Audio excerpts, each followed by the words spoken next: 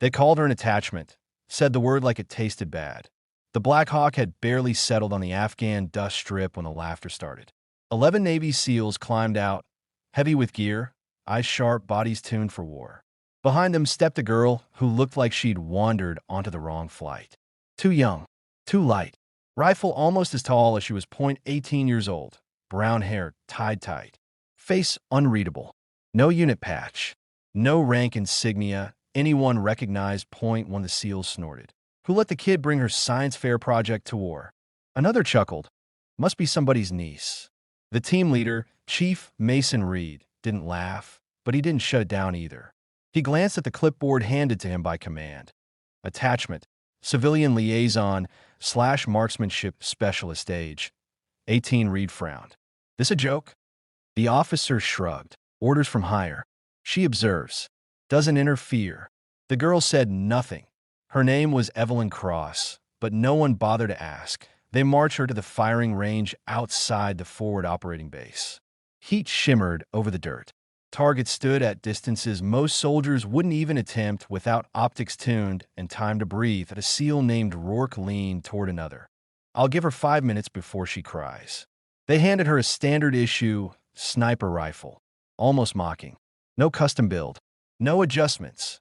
Ever fire one of these, kid? Rourke asked. She nodded once. They ran drills. The SEALs shot tight groups, professional, lethal. When Evelyn's turn came, someone muttered, "Let's see the attachment embarrass herself." She lay prone, calm, still in showmanship. No bravado. She fired. The first round hit dead center, at a range that made a few brows lift. The second round cut the first hole clean. The third vanished into the same space. Silence crept in. Rourke squinted. Lucky grouping. They moved the target back, farther than standard qualification. Wind picked up. She adjusted without being told. 3 more shots. All hits. Reed stepped forward slowly. Again. They pushed the target even farther, past what the base range was designed for. Evelyn inhaled once. Exhaled. Crack. The steel rang. Not once. Not twice. Every single round, a SEAL cursed under his breath. Rourke laughed nervously. Okay, kid's got a trick. Reed crossed his arms. Where did you learn to shoot like that?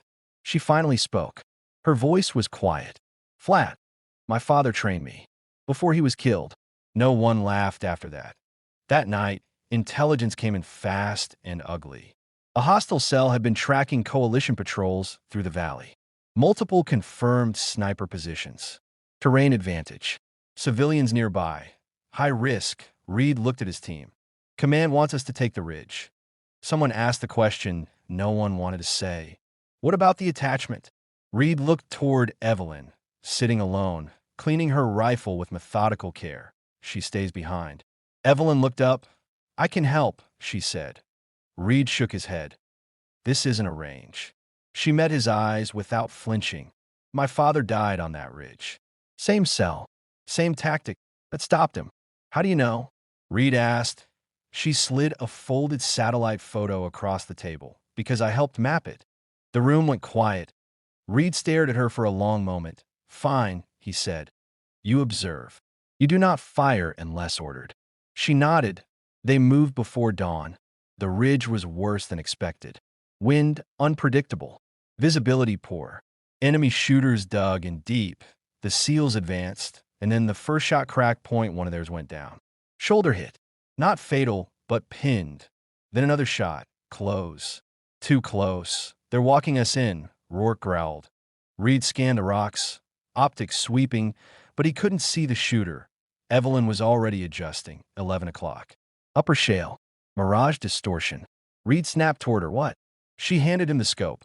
Reed looked. There, just a shimmer. How? Crack. The enemy sniper's rifle went silent. Reed turned back just in time to see Evelyn chamber another round. Permission to fire? She asked calmly. Reed hesitated, then nodded. What happened next changed everything. She moved like she'd been born on that ridge. Every shot calculated. Every breath measured. Enemy positions collapsed one by one. SEALs who had mocked her now relied on her calls. Rourke whispered, awed, she's out shooting all of us. By the time extraction came, the ridge was silent. Reed looked at the girl who had walked in as an attachment. and walked out as something else entirely. "You saved my team," he said. She shook her head. "I finished my father's mission." The SEALs didn't laugh anymore. They saluted. The Part 2 word traveled fast through the base. Not gossip. Respect. The 18-year-old attachment was now whispered about in mess halls and briefing rooms. A teenage sniper who had outshot an entire SEAL team under live fire. Some didn't believe it. Others wanted proof. Command ordered a full evaluation. Reed stood beside Evelyn at the long concrete range as senior operators watched from behind bulletproof glass. "These weren't average shooters. These were legends," Point 1 instructor muttered. "Let's see if the miracle holds." They ran impossible drills. Moving targets. Wind shifts. Time pressure. Evelyn never rushed. She listened to the air, watched dust, felt recoil like a heartbeat. Round after round. Perfect. A senior SEAL finally exhaled. "She's not trained. She's engineered." Reed corrected him. "She's earned." Later that night, Reed found Evelyn alone again. "You know they'll never let you stay a civilian," he said. She nodded. "I know." "Why do this?" he asked. "You're 18. You could walk away." She looked up at the stars. "Because people like my father don't get second chances," she said, "but missions do." The next morning, Command changed her designation and no longer an attachment, provisional asset. The SEALs didn't mock her anymore. They asked for her opinion, listened to her calls, and when another mission came, harder, darker, deadlier, there was no debate. "She's with us," Reed said. The teenage sniper adjusted her rifle. Ready. The nickname spread faster than the storm that had covered her shot. At the T first, it was a joke, murmured between soldiers warming their hands over heaters that barely worked. Arctic Ghost. Something you said when you didn't quite believe what you'd seen but didn't know what else to call it. Then it started showing up in reports, scribbled in margins, spoken carefully over radios. By the second night, everyone on base knew exactly who it meant. Lena Cade didn't. No one told her. She returned to Outpost Echo before sunset, boots crunching through frozen snow, rifle slung the same way it always had been. The ridge looked unchanged, endless white, broken only by jagged rock and the faint line where sky met ice. If anything, it felt quieter now, as if the land itself had noticed her and was waiting. She set up again. Same position, same discipline. Rookies didn't get reassigned after saving a base. Not here. Not yet. And Lena didn't ask. The enemy didn't retreat far. That was the first sign Command missed. Drones still struggled in the weather, but patrol reports hinted at something else. Movements that were too controlled, too deliberate to be panic-driven. Whoever led the assault hadn't panicked. They'd adapted. They were hunting the shooter. Lena felt it before she heard it.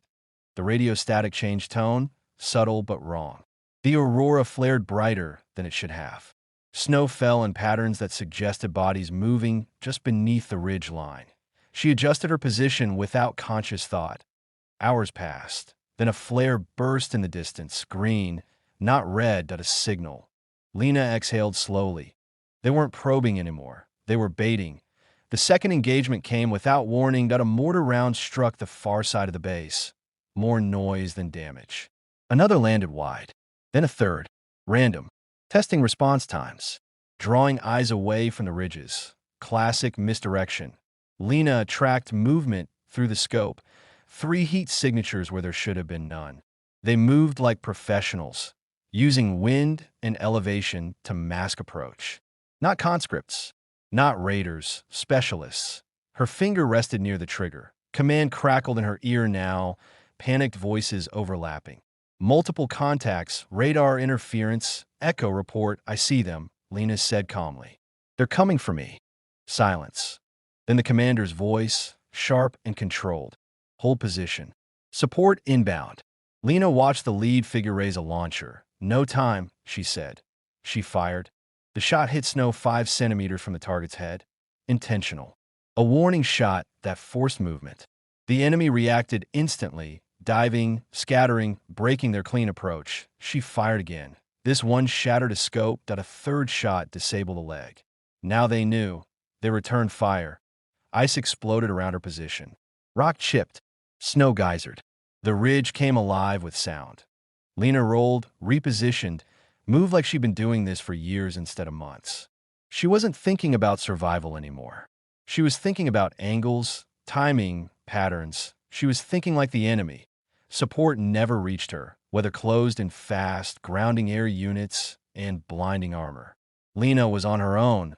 Again, the fight dragged into night. Thermal signatures flickered and vanished. Shots echoed and died. At one point, everything went still, too still. Lena waited. Minutes stretched, then she saw him. The enemy sniper, he was good, better than the others. Positioned high, patient, waiting for her to reveal herself. He'd studied her first shot, understood what it meant to, and so had she. They waited together, two ghosts staring through glass, the world reduced to breath and heartbeat. Lena remembered the laughter, the doubt. The word rookie said like a verdict. She adjusted for wind. He fired first. The round grazed her shelter, spraying ice across her cheek. She didn't flinch. She fired once. The Arctic swallowed the sound. When the thermal feed cleared, only one heat signature remained, hers. A BY morning. The enemy was gone. Again. But this time, they left something behind, a marker. A carved symbol in the ice near the ridge. Not a threat. Not a taunt. Acknowledgement. Command arrived hours later. Faces pale, eyes searching the battlefield. Lena had already finished reading. The commander stopped beside her position. "You could have fallen back," he said quietly. Lena shrugged. "They would have followed." He nodded once. "They named you," he said. She looked at him. The Arctic ghost. Lena glanced out over the endless white. "I'm not a ghost," she said. "I'm still here." The commander watched her for a long moment, then turned away. Weeks later, intelligence intercepted enemy chatter. "Avoid the ridges. If the wind is wrong, don't move. If you see nothing, leave." They never said her name. They didn't have to. Lena Cade stayed at Outpost Echo through the rest of the winter. No longer the worst assignments. No longer invisible. Soldiers nodded when she passed. Veterans asked her opinion. Rookies watched her the way she once watched others. Quietly. Carefully. And every time the aurora danced over the ice and the wind began to speak, the Arctic remembered the night a rookie took a shot no one believed in and changed the entire battle with it. Channel name. Her brave stripes back and index pointing right. Subscribe for more powerful military stories. Speech balloon, comment below and tell us. Where are you watching from?